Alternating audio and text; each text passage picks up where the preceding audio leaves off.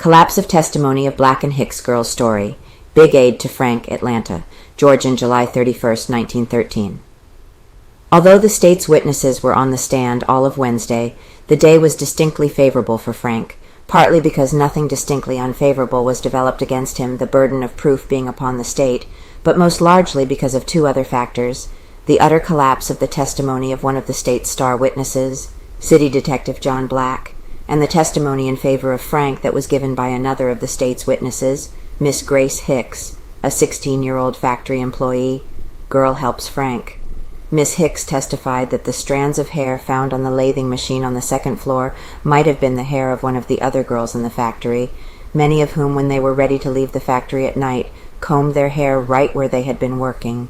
She said that Magnolia Kennedy's hair was almost exactly the color of Mary Phagan's. She also said that the red spots on the second floor might be paint. She never saw Frank attempt any familiarities with the girls. Black was made the uncomfortable victim of the fiercest grilling any of the witnesses in the Frank trial have received up to this time.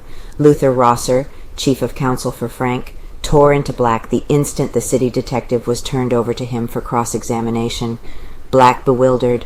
Within the space of 30 seconds, the attorney had Black unmistakably bewildered, although the detective tried his best to stick to the details of the story he had just narrated under Solicitor Dorsey's questioning. In another 30 seconds, Rosser continued his bulldog tactics, and had Black practically admitting that he had told an untruth under oath, and that although a moment before he had sworn that he had seen Rosser at the police station between 8 and 8:30 o'clock the Monday morning after the crime, he now was not sure that it was not 10 or 10:30. Rosser, seeking to discredit Black's previous testimony and his memory, drove Black to admit that he could not remember any of the details of Frank's attire the morning that Black visited the Frank home, and that he was not sure at all that Frank could not have seen the face of the Phagan girl when he visited the morgue Sunday morning. Shaky testimony. Black swore when Dorsey was questioning him that Frank put on his collar, tie, and coat on the first floor of his home, but when Rosser got hold of him, he was just as willing to admit that it might have been in the cellar or on the roof, and the remainder of his testimony became shaky to the same extent. Taking up a number of the details of Black's testimony on direct examination, Rosser made the perspiring detective admit that he was not certain of a single one of them. None too fluent and assured under the friendly interrogation of the Solicitor General, Black instantly became halting and confused when Rosser let loose with his fire of disconcerting questions. The detective's features flushed crimson. He mopped his face, which was running with perspiration. Then he held his handkerchief up by two of its corners to dry in the breeze from an electric fan.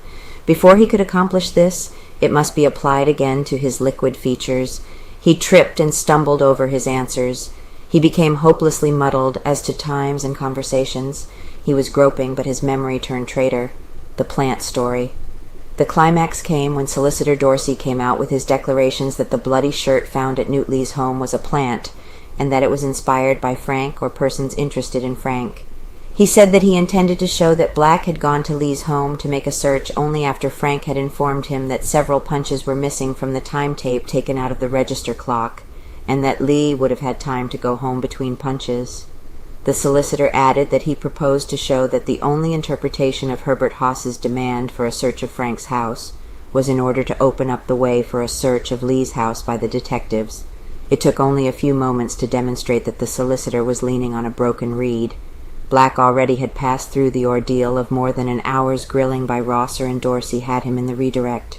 Black gave only a half-hearted and half-certain assent to Dorsey's inquiry if these circumstances did not transpire before the search of Lee's house.